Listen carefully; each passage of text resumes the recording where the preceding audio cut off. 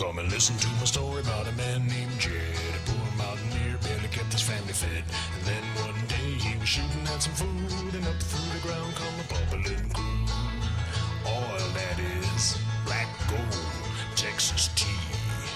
Well, the first thing you know, old Jed's a millionaire. Kinfolk said, Jed, move away from there. Said, California is the place you ought to be. So they loaded up the truck and they moved to Beverly Hills, that is, swimming pools, movie stars, the Beverly Hillbillies.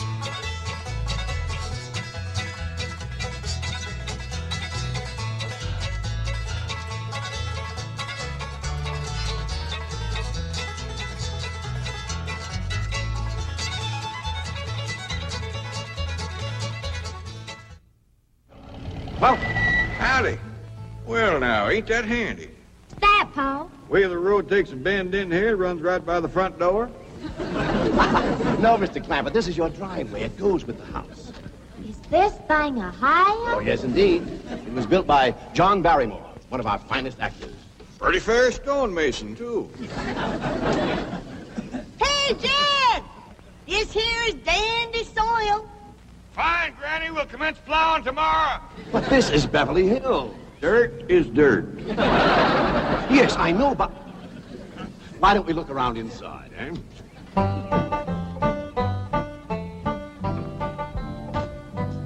Well, here we are. I hope you're going to like this place I picked out for you. Maybe a trifle larger than what you're used to, but I feel a man with $25 million in my bank should live in a manner that... Come in, this is your home.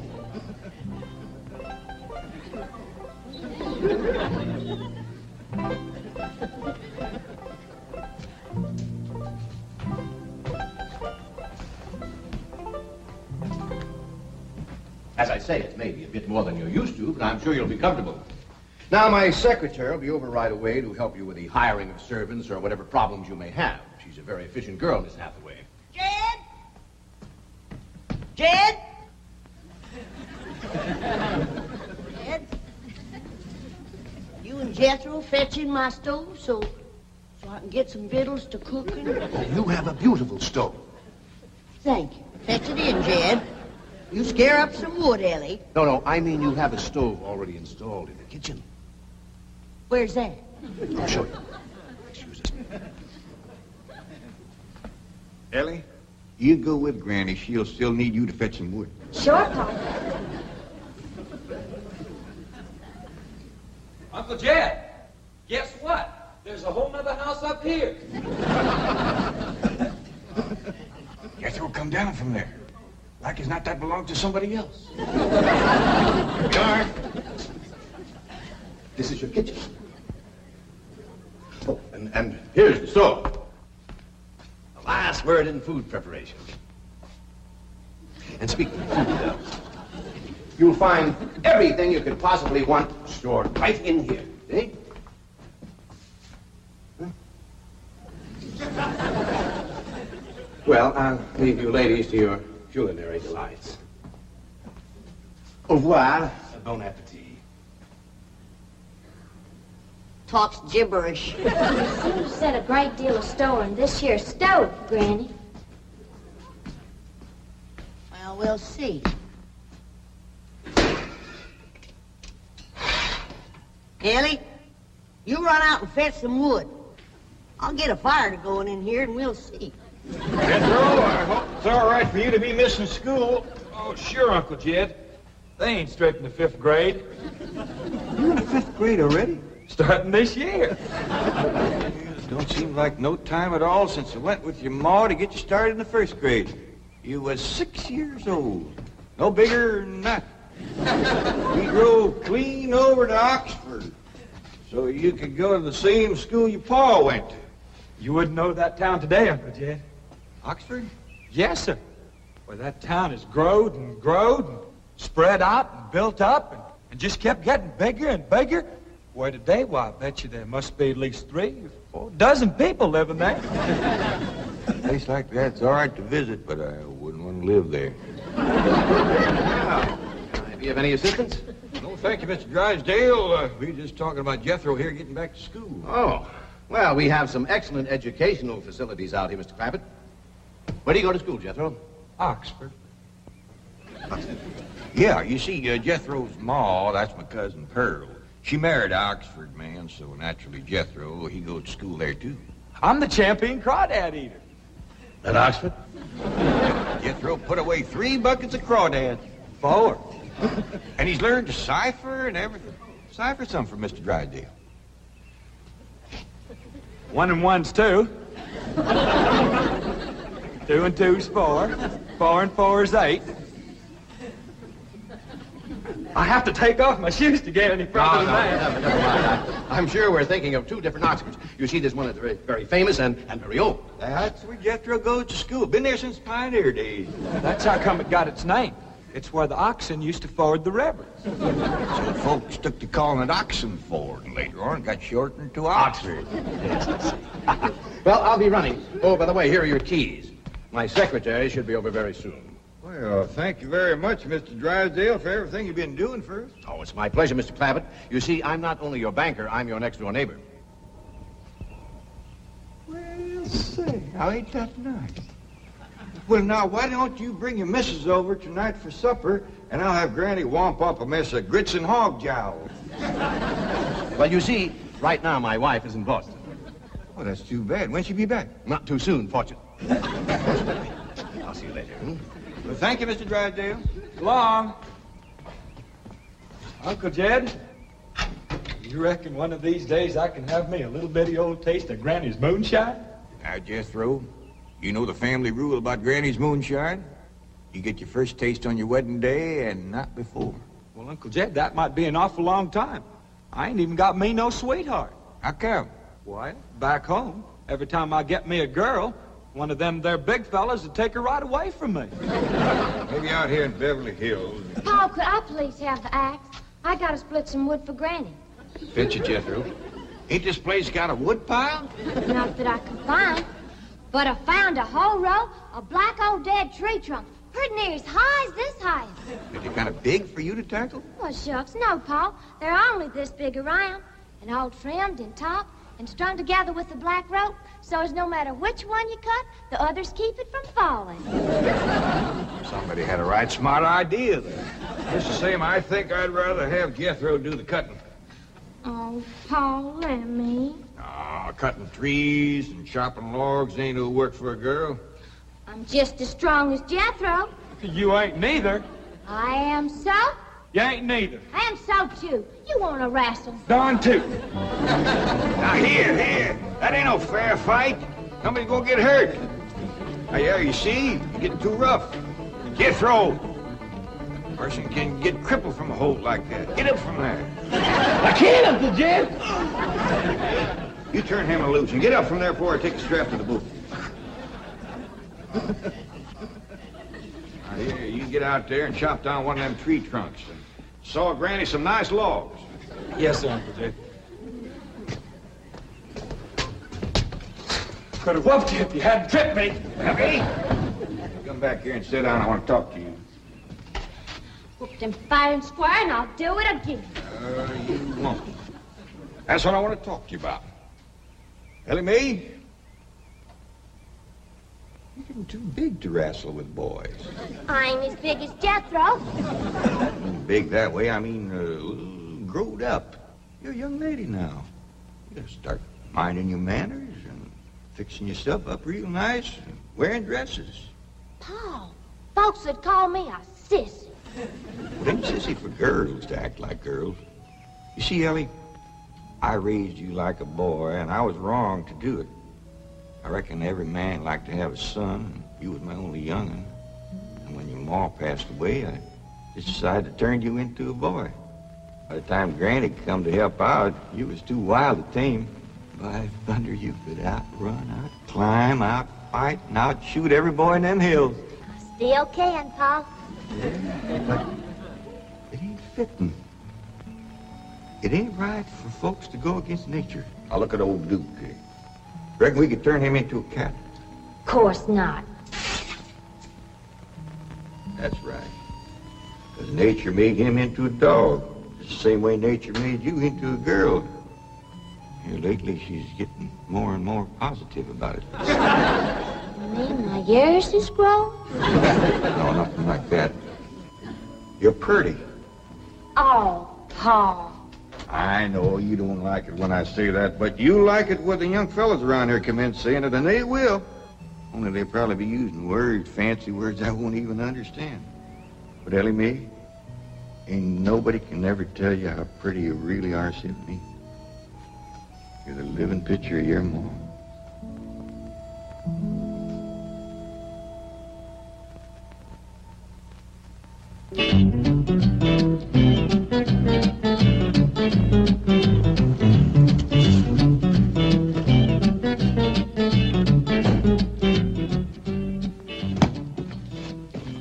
You still here? I thought you were going up to the Clampetts estate. I didn't think it prudent for us both to be absent simultaneously. In the event of crises... The only crises you have to worry about right now is keeping Mr. J.D. Clampett happy. Now get up there. Tell me, how did you like the flamingos? What flamingos? I thought pink flamingos around the swimming pool would add a rather elegant touch. Mr. Clampett is not a man educated to elegance. That will take time. Right now, there are more pressing problems. Of course, getting settled, the servant problem. Well, whatever they are, just get up there and solve them.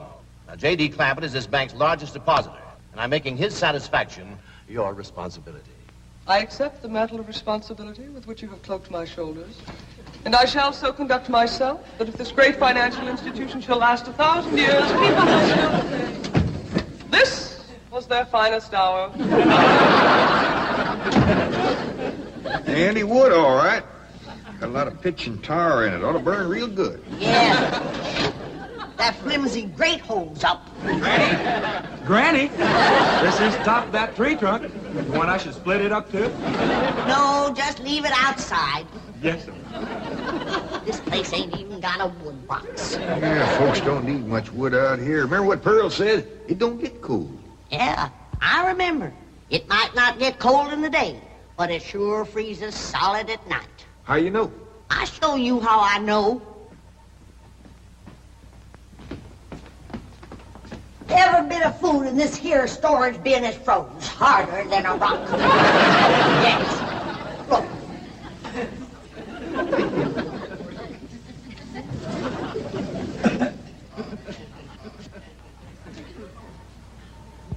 Mighty thin-skinned hog.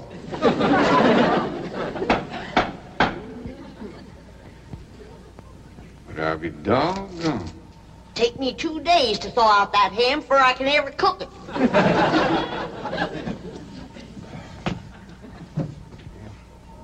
People ought to know better than store food up against the north wall. Why, we'll dig us a root cellar and we put all this stuff in it. Jethro, go on out there and catch us a chicken. Okay, Uncle Jay. How you know we got chickens? Place this size is bound to have chickens. Ain't all frozen.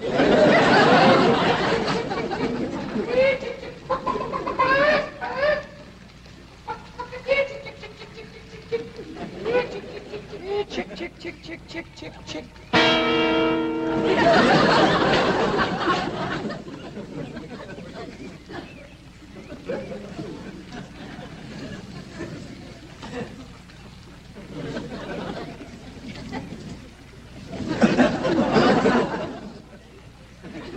I keep a chicken. Here's that bucket. You want it? You take it, Ellie. See if you can find a creek. I gotta have some water. You know a pump on this place? It ain't even got a well. Uncle Jed, Uncle Jed. Yeah, boy. Did you find a chicken? I found something. I ain't sure if it's a chicken, a goose, a duck, or what. Where is it? I couldn't catch it. That thing can outrun a jackrabbit. There ain't no goose or duck. Must be a chicken. If it is, Ma was right about things growing bigger out here. That thing was this high. A chicken? Ah, Jethro. Honest, it's got legs this long. Gibby's on the drumstick. Drumstick ain't much. Whoever gets that neck is eating from now on. It commences here and runs plumb up to here. You ain't forgot what I said about Granny's jug of liquor. I ain't been at Granny's jug. You have your in for it. Honest, cross my heart. Where'd you see this chicken? Down by the cement pond. Cement pond. Uncle Jed, that pond is the fanciest thing you ever did see. Why, they is steps. So's the cattle can walk right down into it and get a drink. And up at one end, there's a lady standing there made out of rock. And she's a-pouring water out of a jar right into that cement pond. Oh. Well, that's how come that big old pink chicken to get away from me. Flew right over the top of that there rock lady, landed in that pond, and swam like an otter. Just flapping them big old pink wings and hollering. What color did you say that chicken was? It's pink. Ain't I told you that stuff would stunt your growth? Miss Granny, I didn't touch a drop. You and me is going to the woodshed. Jethro, you swear to be telling the truth? So help me, Jefferson Davis. You take your hat off when you speak of the president. Well, he ain't president no more. I'll have no Yankee talk in my kitchen. Jethro, you and me is going back out there and corner that chicken. Granny, you get your fire to going. Ellie Mae, you sweep up out front and keep your eyes open for that Miss Hathaway. I'm counting on her to take you in hand and get you in the right kind of clothes. Come on. Hey, chicken.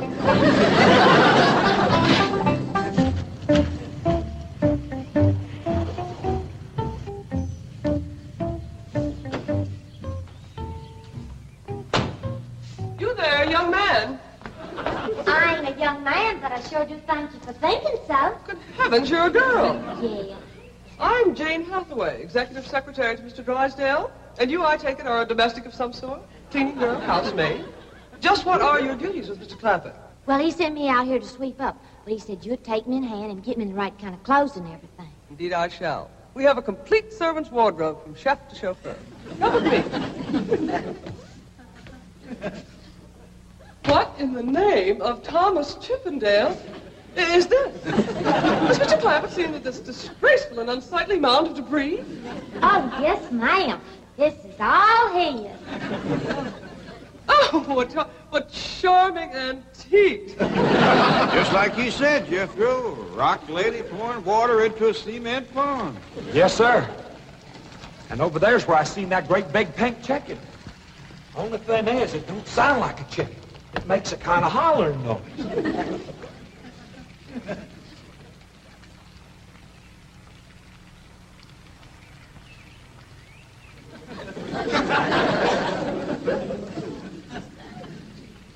Reckon you'd make a hollering noise, too, if you was to lay egg like that. Man, oh, man.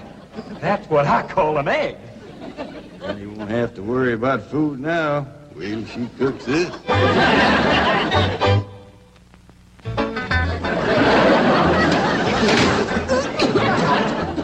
That blame city stove don't draw worth nothing. Granny, look at this egg. What's all the smoke? Stove don't work. Probably just a stuffed-up flue. Ain't got a flue, ain't even got a stovepipe. Well, I'll get the shovel and a hoe and rake it out of there. Here, you keep this egg.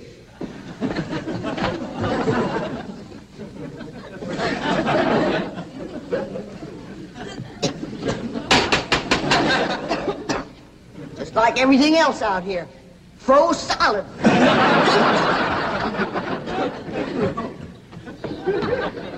Really, my dear, you look quite charming. Well, I feel like a dead blamed fool. Oh.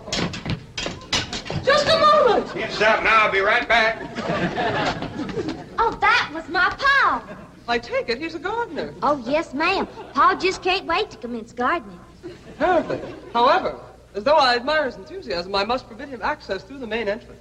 Now, tell me about the rest of the staff. Is there a chauffeur? A what?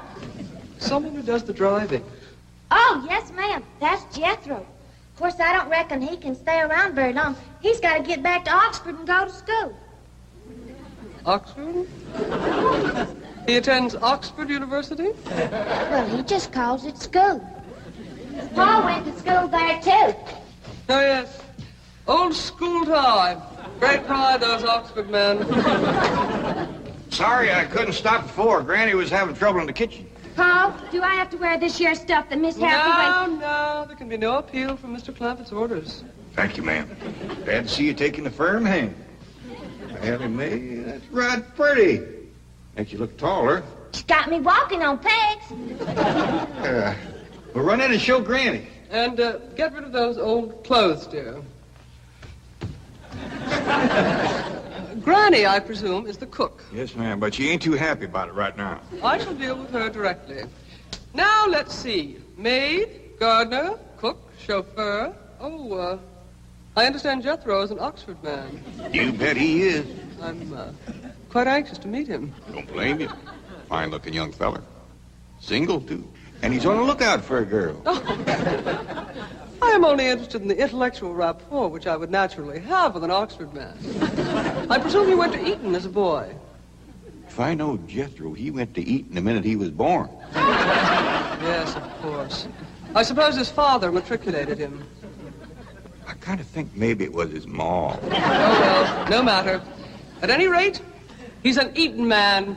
That he is. Matter of fact, Jethro won the Eton championship. Oh, marvelous. What was he champion of? Eton. Yes, I know. But what was it? Cricket? Oh, no, it was crawdad. I don't think even Jethro'd eat crickets. I was referring to the game of cricket. Kid, where's the axe? I bet you, Granny, you talk to Miss Hathaway.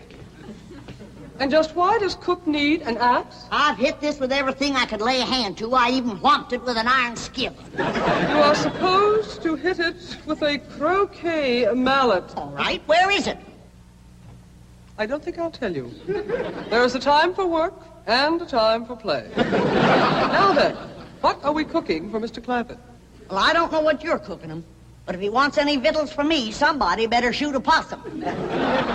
Possum? You got a better idea? But of course, a nice big fluffy souffle. All right. You shoot it and you skin it. You don't even know what a souffle is. What kind of a cook are you? I'm a cook with a stove that don't draw, food that's froze solid, chickens that can't be caught, eggs that can't be broke, and a smart alecky city woman telling me my business. That's what kind of a cook I am. Mind your tongue, little woman. I can have your job. You sure can, and the sooner the better. Jethro's coming, and just wait till you see what he's got. Thank heaven. Now I can have an intelligent conversation. Look, Granny, I caught that big chicken. I hope it ain't as tough as its egg. That is a flamingo. Oh, no, ma'am. That's my nephew, Jethro. Jethro, say hello to Miss Hathaway. Howdy, ma'am. Ain't this the ding dangest chicken you ever did see? You go to school at Oxford? Yes, ma'am. I'm in the 5th grade. Stop dragging and wring that chicken's neck. Ellie Mae! No, stop, you barbarians. Don't harm one feather of that beautiful bird. I've taken just about as much as I'm going to take from you. Yeah, Granny. Ellie, you get the fire going under the big kettle outdoors. Young lady, where is your maid's uniform? I ain't going away. Oh, yes, you are. No, I ain't. Oh, yes, you are, if I must subdue you forcefully. I wouldn't try Hang that. on to me. Don't. Tried to tell you. Let me out. You trust me. I'll set on her, Ellie. You get the fire to go. Now, here, Granny. Come on, let her up. Get off of her.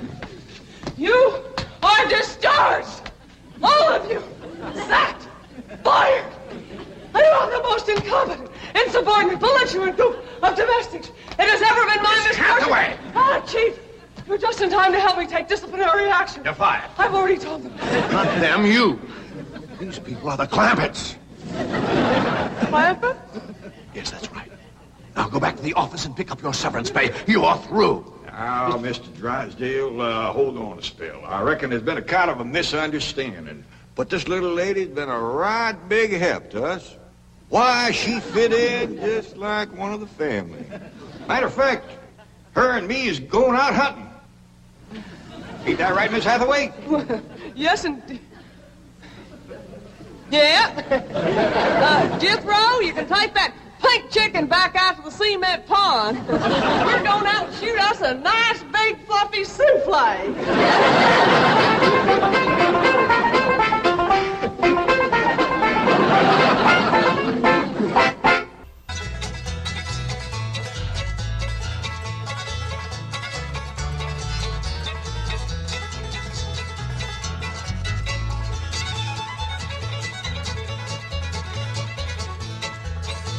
Well, now it's time to say goodbye